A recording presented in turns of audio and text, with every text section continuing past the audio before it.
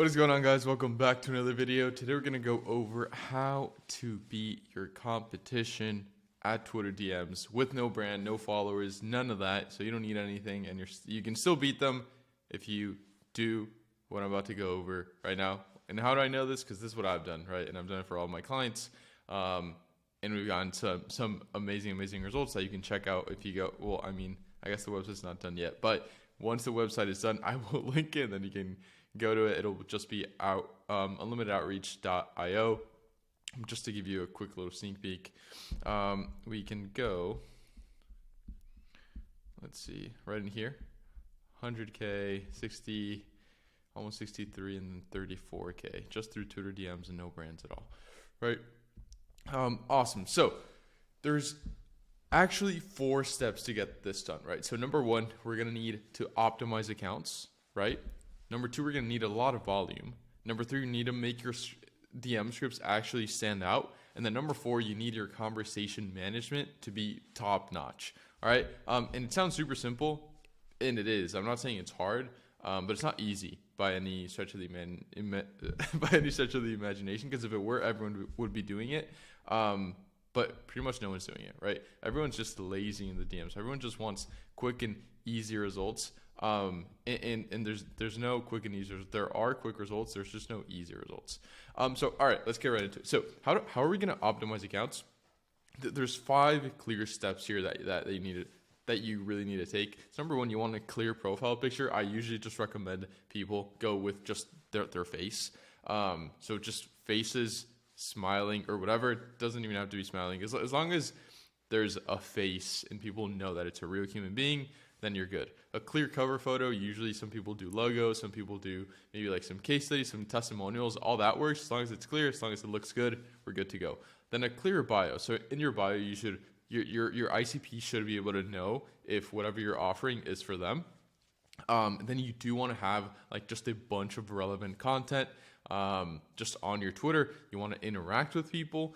And then the last thing, which is super important, especially after there was an update a couple months ago or a couple weeks ago, where basically if you don't have the blue check, if you're not verified, if you don't have Twitter Premium, you can't really be sending out as many messages as you used to, which is honestly great just because the barrier to entry just rose. And so there's less DMs going out, which means it's easier for us to stand out. And most DMs usually suck. So yeah, that is how you want to optimize your accounts.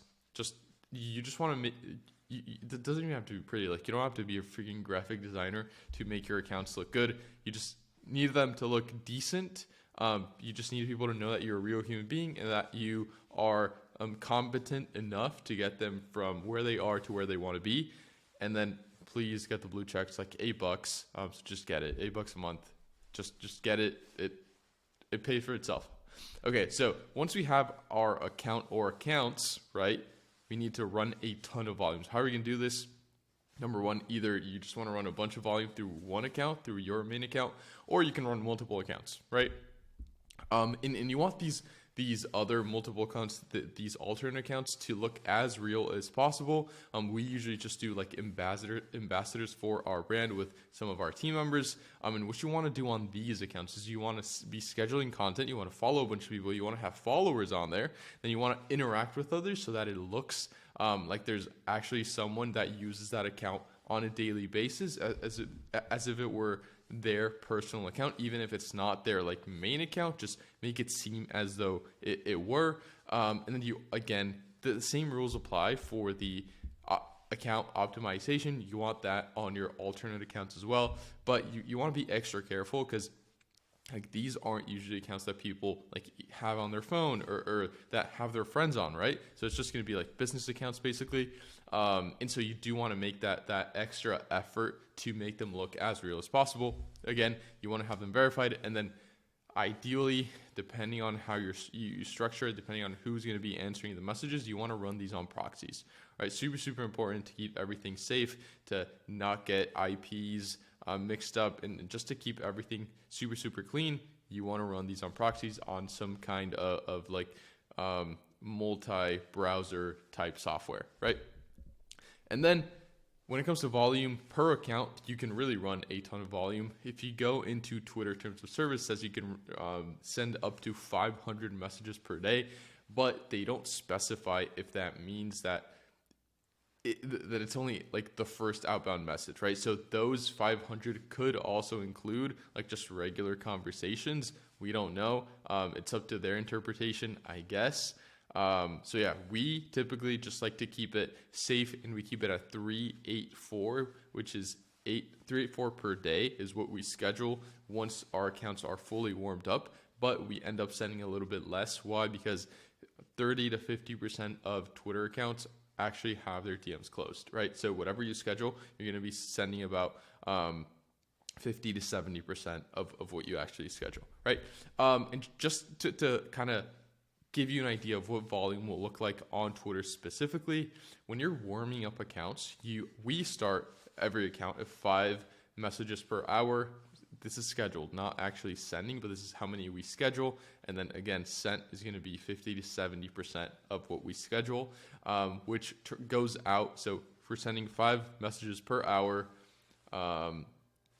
for 24 hours a day, right? We're sending 120 messages a day, or we're scheduling 120 messages a day. Now, if we're running 5 accounts, that would be roughly 600 scheduled messages a day. And those 600 messages a day roughly equal to 15 meetings on a low month, right? So for every 600 messages a day, which is like scheduling right around 18K messages a month, you can expect anywhere between 15 meetings on the lower end of things and upwards of 50 on really good months, right? So that's kind of where you want to be. And then based off of that is how I would make your plan. Meaning, if depending on how many meetings you want or need, then that's kind of where we would start, and then based off of that is how many accounts we would actually recommend that you go for. All right, so that's volume, and then we actually want to make your DMs stand out. Now, how are we going to do this? We went over this on yesterday's video. It's basically by providing value. So unscalable lead magnets. I will link yesterday's video in the description. It goes super in depth into how to make unscalable lead magnets, what even are unscalable lead magnets, and then how to make them scale, because that's what you want to do, because that's like no one does this, right? And so it's easy to stand out if, number one, there aren't that many like DMs like compared to how it used to be. We can only send out from verified accounts, so there's a lot less competition, and the competition kind of sucks. So yeah, there's that. And then conversation management is the last piece, which goes really hand in hand with having unscalable lead magnets, which is basically just providing value in the DMs. And so what I can't stress enough is you just want to have, when you're thinking about your scripts and you're thinking about your SOPs, you really just want to put yourself in the prospect's shoes. You want to think about what you would answer to, because if you know your ICP well enough, then you know what they would be answering to, right? And so if you're not getting enough replies, just kind of think about what they would answer to, what they would want to actually reply to, what they would be excited to have a conversation about, and then you're going to see your reply rates just go through the roof and your conversion rates as well, right? And so again, when you're managing a conversation, number one, you want to research your prospect, so you want to know who it is that you're talking to, then you want to make the conversation as personalized as possible, just so you don't look like a bot, just so the prospect can see, they can feel that you're not just copy and pasting from an SOP to their chat, right? And you can do this by literally just being a human, then just typing with your thumbs, or you could do like personalized videos, which are honestly my go-to, like personalized videos with their name that's like on Loom that say made 2 minutes ago or something, not 3 months ago, because that just like, yeah, it's not a good idea, all right? They work, but they don't work as well, right? And on those personalized videos, you want to help them solve specific issues. You want to provide similar case studies. Why? Because this increases drastically the perceived likelihood of achievement. Why? Because you're telling them, first of all, you're giving them the solution, or just like a preliminary solution based off of what they've told you in the chat and based off of what you can see from their profile. Like, okay, this is who your ICP is. This is how we would attack. This is what we've done with someone with a similar offer, reaching out to a similar ICP. and this is what we did for them. So we're pretty confident this is going to work for you, right? And then the last thing, again, something I got from Alex Hormozi, and it's more when it comes to sales, but I think it really applies to asking for the call or asking for, just asking for the call or asking for the sale in the DMs, is not having what they call commission breath. So whoever wins in a negotiation, just in general, I forget where I got this from, but it's whoever needs whatever they're negotiating the least, right? So whoever has the most leverage is going to win. And so no commission breath is kind of not giving in to the fact that you obviously want to book the call, you want to get the sale, but don't make it super obvious, or honestly, like if that's the case where you really need to make the sale, just act in the opposite way.